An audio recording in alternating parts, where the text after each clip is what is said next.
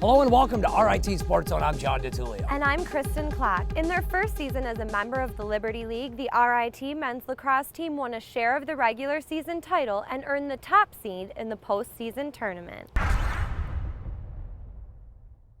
RIT hosting Clarkson in the Liberty League semifinals at RIT Field. The Tigers escaped with a 2-goal victory against the Golden Knights in the regular season, but they had no problem with Clarkson this time around. Warren Allister scores his 9th on the year to put the Tigers up 3-0. RIT scored the first 6 goals in the game, including this one by Tyler Russell. Tigers won easily 12-4. The Tigers moved on to the Liberty League Championship game to face Union, the team they shared the regular season title with. Second quarter tied at 1. A.J. Tingle with the feed to Tyler Russell in front, and Russell scores one of his 3 goals on the day. RIT led 2-1. Anthony DeLeo had a big day in net for the Tigers here, making one of his 12 saves. RIT led 5-2 at the break. Third quarter, RIT on the attack. Jordan Collins, Hartwick rifles one into the back of the net as RIT went on to win 8-6 to capture their first Liberty League title.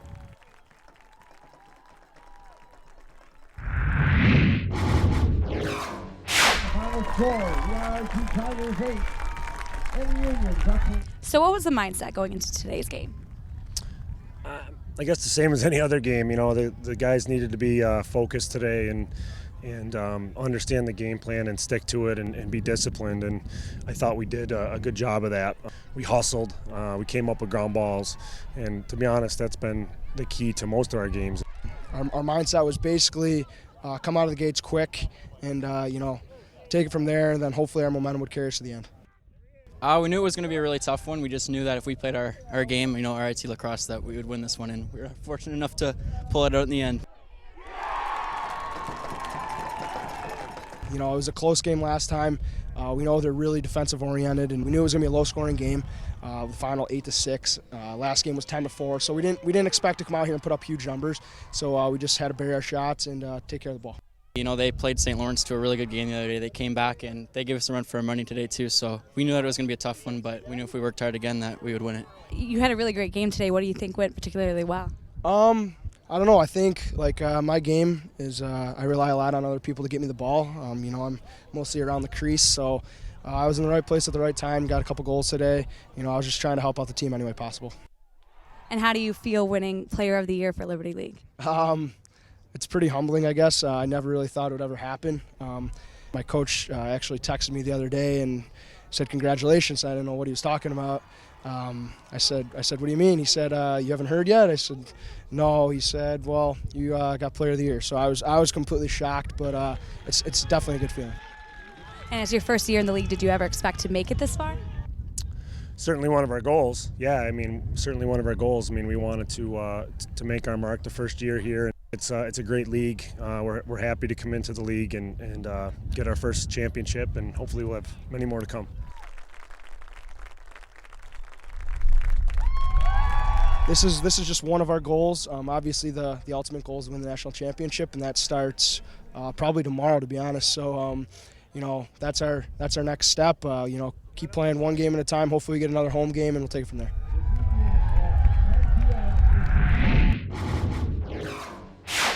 As champions of the Liberty League, the Tigers earned an automatic bid to their 3rd straight NCAA tournament.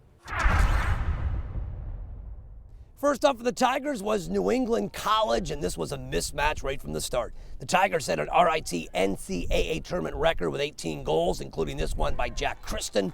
RIT advanced easily with an 18-4 victory.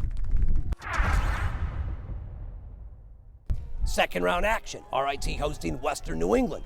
Second quarter, Western New England takes the lead as Adam Napton scores. It was 5-4, but RIT would come back. Thanks to the great effort here from Jordan Collins Hartwick. He scores his 26th goal in the season to put the Tigers in front 8-6. Second half, RIT would pull away. A.J. Tingle nets his 25th goal in the year.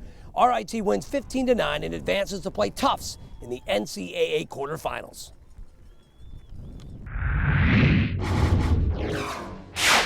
Well, still ahead on SportsZone, 4 former Tigers skate their way to the pros. Plus, she's back on her feet again. We'll share how this runner overcame a major obstacle to get back on track. You're watching RIT SportsZone in high definition.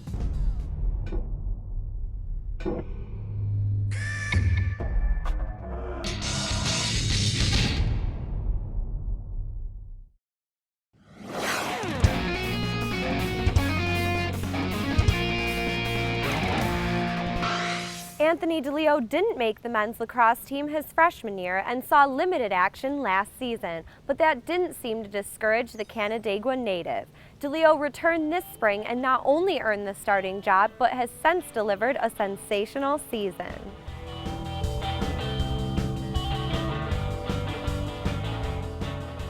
Were you recruited to play lacrosse for RIT or were you a walk-on? I was a walk-on my freshman year. I contacted the coach and told him that I wanted to try out for the team, and I just came out first day and showed up. But the first time you tried out, you didn't make the team. How did that impact you? Well, my freshman year, I came out and I got let go, I think the weekend after our annual inter-squad scrimmage. And Coach Kuhn told me that he would like me to try out next year, and I just kind of put that in the back of my head and worked hard in the off-season to come back my sophomore year. So his first time trying out, he got cut from the team, but how did you see him change from the second time he tried out when he made it? You know, his footwork in particular changed immensely. You know, he again was just buying into what I was asking of him. You know, coming out of high school, I'm not sure how much coaching he actually had at the goalie position, but he picked up things quickly and improved a lot. And his stick skills have come a long way as well. I think that is certainly evident. His outlet passing has improved even just over the course of this season. I think his outlet passes and his confidence have really increased. Could you talk about how tough it was having to come back from being cut to knowing you had to get mentally and physically prepared to try out again? It was tough. I just kind of put it behind me and just pretended I was just a first year and started over, really. I knew the guys, which made it a lot easier. Coming out, I wasn't so shy, and I was friends with them all mostly, so it made it a lot easier in that aspect. How have the coaches helped you become the goaltender you are? Coach Kuhn works with me every day in practice, and I literally credit all my success to him. He's taught me everything I know, and really has shaped me to the goalie I am today. What sort of things has he taught you? Everything: clearing the ball, positioning, just mental toughness, literally everything. Him being a goalie himself, he knows all the little tricks, and he really has taught me a lot. Anthony was obviously very motivated, hardworking, to work so hard in the off-season and make the team again. How do these qualities help him as a goalie? I think a huge part of it is confidence. I mean, you know, just getting in the cage and playing with confidence. You know, obviously his first year, he's a freshman, and it's tough to make the squad, first of all. Since he's matured, I think that confidence has come, and that's because of the hard work. You know, and the guys see him get in there. You know, in the summer tournament this summer, he played fantastic, and I think that's when it really started, and people were like, oh yeah, Tony can play, he's changed his game, and it's carried right over, and not only does he have confidence in himself, but the hard work, the guys see it. He's one of our best lifters in the weight room, and the guys see it and build off of his confidence, so in return, they're confident in him. What skill of yours are you most confident in as a goalie? I would have to say my mental toughness, and how if they do score, I just kind of wash it out and forget it and move on. And maybe the motion I play with, I feel like my team likes that and kind of hopefully feeds off it. Is that something you've always been able to do, just brush off goals, or is that something you came with practice? Yeah, ever since middle school, I've kind of always had that mentality. Just if a goal goes in, it's just try to get the next one. And yeah, I've always played the game, a lot of emotion, and try to have fun out there. I mean, that's the whole point of lacrosse. I feel like just have fun.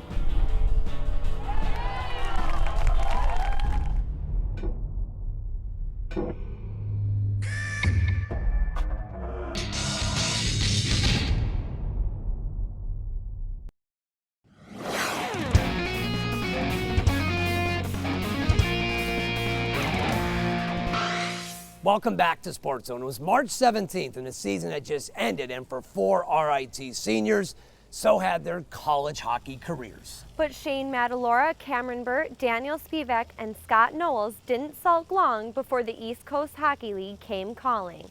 Melissa Bromley caught up with the four to discuss their pro experiences.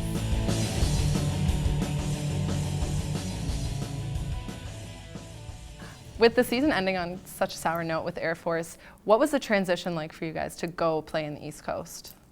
Once we lost, I was obviously pretty devastated because I never thought that I was going to be playing hockey ever again. I thought that was my last game ever, and it was pretty emotional for me and everyone around me. But a week later, I was just lying in bed one morning, and my friend calls me and he said, "Hey, would you like to play some pro hockey?" I'm like, "This is a joke. Like, this isn't funny." No, he's like, "No, seriously though, Kalamazoo wants you to come play in the East Coast. He's going to call you in a couple of minutes, head coach." And he gave me a call and he just said, "Can you be out tonight to Chicago?" It was a dream come true for me, so it was a real low, but then a real high within a week and a half, so it was pretty cool. I got a phone call from Brenner, and he's like, "Yeah, do you want to play?" I'm like, "What do you mean, do I want to play?" He's like, "Well, we need some D-men, and I told the coach that that you're pretty good." So he's like, "So he's gonna call you in about 5 minutes." And after that time, you just get out of the dressing room, and you got your bags packed, and you're kind of all sour. Then all of a sudden, you get a phone call from a coach like, "Hey, can you fly in tomorrow morning?" You get home at like midnight, and it's like, "Tomorrow morning?" I'm like, "What do you mean tomorrow?" It's like, 10 o'clock? Sound good? It's like, "Okay, well, I'm gonna book your flight and fly right away." So you don't really have that transition of like, "Oh, I finished hockey." It's kind of like, hey, jump right back into it and raise up that intensity again. We lost on Saturday and then sort of hung out on Sunday and got a call and sort of said there's a couple teams interested, and then went from there and picked Stockton to start with, just to get my feet wet, and then ended up going to Vegas after that and played a couple games one game in Stockton and one game in Vegas, just to get ready and see what it's like. The pro game is a lot different from the college game, so just to see what it was like and ready for next year and get more options for next year as far as what we're going to do for them. The transition was a lot different, like going out there and playing. Like, you weren't around the guys all the time. Like, you go to practice and then sometimes you might not see the guys for the rest of the day, but they welcomed me in good. I played with a guy that used to play here, Al Mazer, so it was good to see him again. But it was a different style of hockey, but it was good to get out there and experience it and trying to move on. What was one of the hardest things about going and playing pro for you guys? I think the hardest thing was just it's a whole different game than college hockey. These guys play 3 games in 3 nights, or even less. You'll play 7 o'clock Friday, 7 o'clock Saturday, and then a 12 o'clock game on Sunday. I think I played 12 games in 16 days, so it's like I'd play that amount of games in a month and a half in college, and it was rough.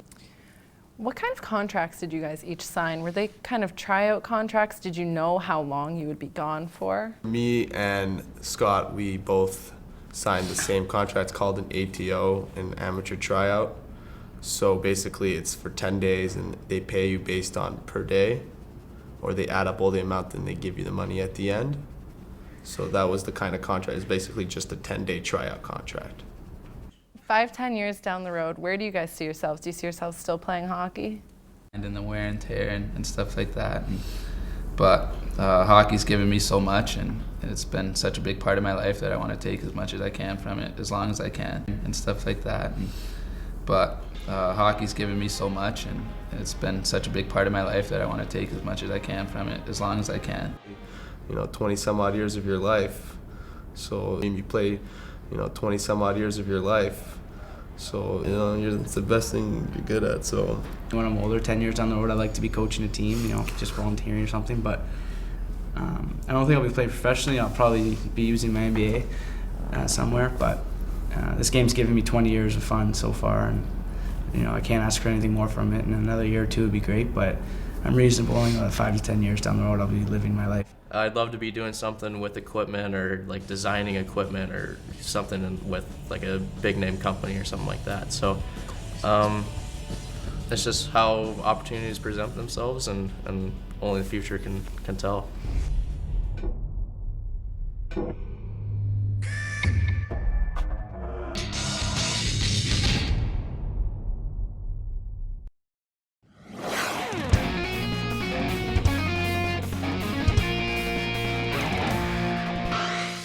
Welcome back to SportsZone. Regardless of the sport, athletes want to compete, even when they're injured. But as Emily Clark discovered, sometimes they need to listen to their bodies and recognize when an injury might be something much more severe.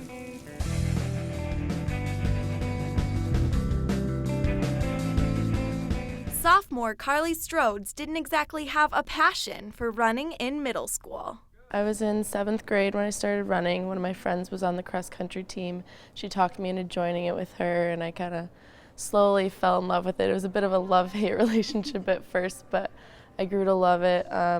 Did it all through middle school and high school, and then decided to take it to college level. Although competing at RIT wasn't part of her original plan, Strodes joined the team as a freshman, but soon discovered something wasn't right. I remember the very end of my senior year starting to notice some weird symptoms, but I kind of just thought that that was normal fatigue, that I was pushing myself to a level that I'd never pushed myself to, and that it was a normal feeling that maybe everybody felt that. And then about like halfway through indoor season here at RIT was when I really started thinking, okay, something's not right. I was in a lot of pain. My legs were going numb, feeling very weak, and one of the girls on my team, like I was telling her about my symptoms and she said, yeah, no, that's not normal.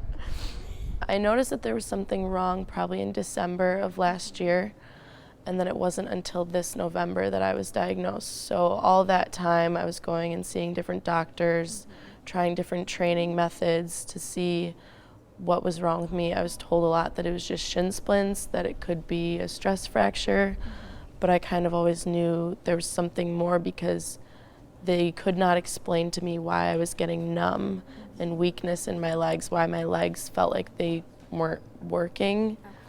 So I knew that there had to be something more. Her intuition was right. After seeing a number of doctors, she was finally diagnosed last November with compartment syndrome.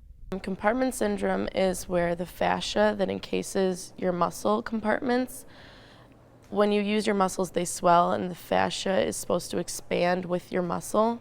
But people with compartment syndrome, their fascia isn't expanding enough, and it's kind of cutting off circulation and restricting the muscle. I was scheduled to have surgery within like 2 weeks. They basically told me that not to aggravate my legs, so I stopped running up until surgery. Surgery was pretty relaxed. I just went in that morning. They prepped me and everything, and told me they were going to be making one incision in each leg. Recovery, I've heard it's kind of different for everybody. Because I had both legs done at once, I was on, I mean, you'd be on crutches regardless, but I was really on crutches because I couldn't walk on either of my legs. And it was just minor weight bearing. You had to keep your legs up for some time. After a 2-month layoff, Strodes was back on her feet and back at practice. How have you been feeling training-wise, and how have you been competing? A lot better. It was a little bit shaky in the beginning just because I wasn't in as good of shape as the other girls, obviously, because I'd been off all year. But I am just starting to get back into it. I'm definitely happier with my legs and how they're feeling. Do you notice any type of pain once you get the surgery? Is it something that's gone forever, or can it kind of come back? It definitely can come back. I've heard of cases where it does come back. I do still experience some numbness if I push myself to that limit. Pain, not as much. Like, I definitely wouldn't say I'm 100% cured of it, but it's definitely an improvement. So did you ever have a change of attitude towards running? Did you ever think about stopping just because you thought it would be better for yourself, or was it always your goal to just keep going and get better? I think a lot of it was the fact that I just really love running and I didn't want to give it up. And I was determined to find out what was wrong with me. I wasn't gonna just give up and stop doing what I loved. Mm-hmm. Do you feel like running has a new importance in your life now? Yeah. I think I maybe took it for granted before. The feeling of running without pain, like I think I took that for granted a lot. So now I definitely have more appreciation for it. Maybe days before when I woke up and didn't want to run, I don't feel like that anymore because I know what it's like to not be able to. Well, that does it for this edition of RIT SportsZone. Don't forget you can stay up to date with SportsZone by following us on Twitter and liking us on Facebook. So until next time, thanks for joining us in the zone.